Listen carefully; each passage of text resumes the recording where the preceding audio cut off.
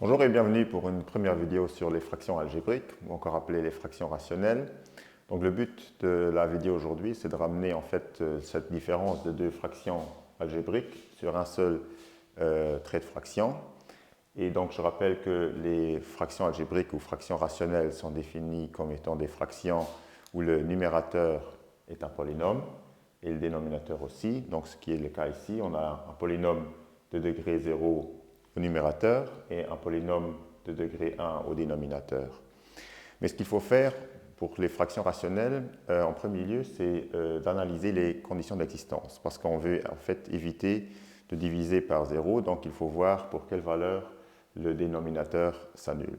Donc on cherche d'abord les racines des expressions se trouvant au dénominateur. Donc on a l'expression x plus 1 égale 0, ce qui est le cas si et seulement si x égale moins 1. Et pour la deuxième fraction, on a x moins 1 qui s'annule si et seulement si x égale plus 1. Donc cette expression-ci est définie pour toutes les valeurs se trouvant dans l'ensemble R, donc des nombres réels, moins l'ensemble composé des valeurs moins 1 et plus 1.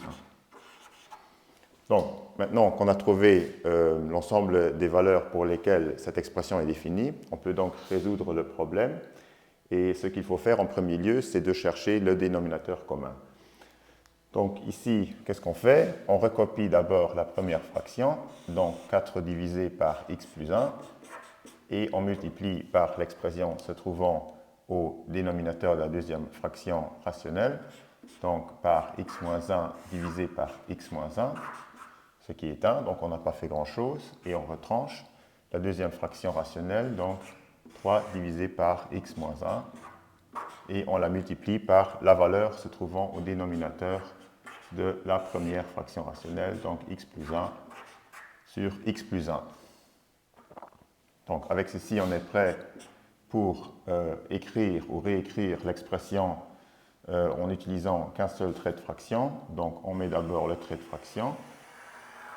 On met le dénominateur commun qui est x plus 1 fois x moins 1 et on met les différentes expressions au numérateur. Donc on a 4 fois x moins 1 et on retranche, donc il ne faut pas oublier de mettre le signe moins, la valeur 3 fois x plus 1.